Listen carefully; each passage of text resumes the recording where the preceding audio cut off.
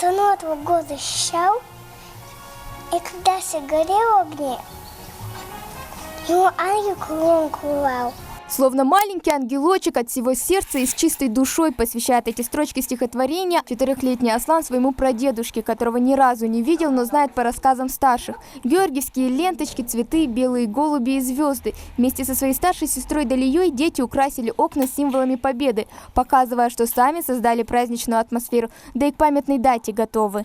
Евлоев Магомед Тавботович был скромным человеком. Его запомнили многие люди, сослуживцы, однополчан, друзья, товарищи, родственники, колхозники, соседи и близкие. Я ни разу не видела прадеда, и меня он не видел, не знал. Но со мной на параде Победы он в бессмертном полку прошагал. Отец, дедушка и прадед. Памятью о ветеране тут дорожат все, от мала до велика. Евлоев Магомед Тавботович родился в 1910 году. В 1941 ушел добровольно в армию. И тут для него начался боевой путь длиной в целую войну. Магомеду Тавботовичу довелось участвовать в битве под Сталинградом, прочувствовать голод Ленинграда и дойти до Будапешта. Он находился в составе 289-го истребительного полка 488-й бригады и был дважды удостоен медалями за отвагу. По воспоминаниям сына, ветеран был щедрым и добрым человеком, отличным другом и хорошим семьянином. Но он не любил много говорить. Когда кино смотрел, когда военное кино смотрел, он внимательно смотрел. Я ему вопрос задавал там 2-3 раза. Это правда, я говорю.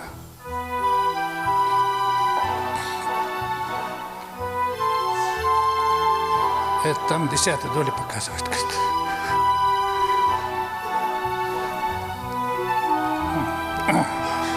Все награды находятся в музее, в Мальсагом музее. К акции «Окна Победы» подключаются жители всей республики. Это повод людей почтить память и сказать слова благодарности. 2020 год памяти и славы, цель которого связать события с прошлого с настоящим и сохранить историческую память. А благодаря такой акции сделать это можно просто и не выходя из дома. Для этого необходимо украсить окна своих домов рисунками о победе, сфотографировать оформленные окна и разместить в социальных сетях с официальным хэштегом «Окна Победы» вместе с благодарностями героям в преддверии Дня Победы. Этот день мы приближали, как могли, этот день победы. Порохом пропах, это праздник, сединою на висках, это радость, со слезами на глазах.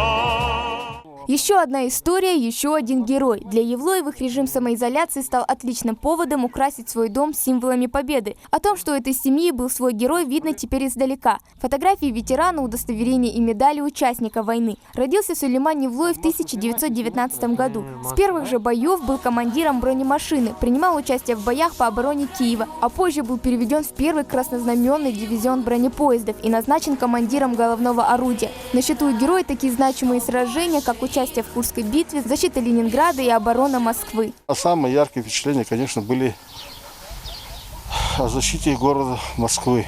Когда его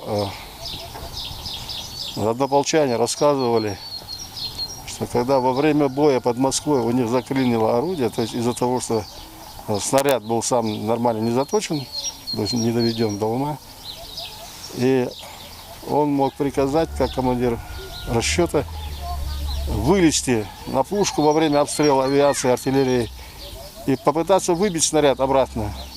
Но он, говорит, Сулейман, его однополчане рассказывают, Сулейман, говорит, полез сам, говорит, и, говорит, буквально на несколько миллиметров удалось выбить снаряд, вытащить его и продолжить бой. Идрис Ханиев каждый год носил портрет своего деда, участника Великой Отечественной войны в шествии Бессмертного полка. Его дедушка Ханиев Идрис Магомедович, кстати, мальчика назвали в честь него. Как и многие миллионы советских людей, в 1941 году встал на защиту нашей Родины. После окончания артиллерийских курсов его отправили на фронт. И каждый раз, идя в бой, участник войны вспоминал своих близких, и это придавало ему силы. Много было историй из военной жизни. Дед не очень любил говорить о страшных боях. Наверняка их было немало. Мой дед Ханиев Идрис Магомедович был награжден орденом Отечественной войны и медалью за отвагу и другими наградами. Я не забуду подвиги моего дедушки. Наш священный долг — хранить память о людях, погибших в боях за свою родину. Храбро сражаясь, мужественно защищая каждую пять родной земли. 9 мая 1945 года произошло самое важное событие в истории нашей страны – победа в Великой Отечественной войне. Благодаря мужеству и стойкости каждого участника тех событий наш мир был избавлен от фашизма. Страна стала свободной, а народ единым. В период коронавирусной инфекции, когда выходить из дому нельзя, существует много онлайн-акций, которые позволят отдать дань памяти и уважения тем, кто этого действительно достоин. Хава Гагиева, Магомед Белакиев, Новости 24.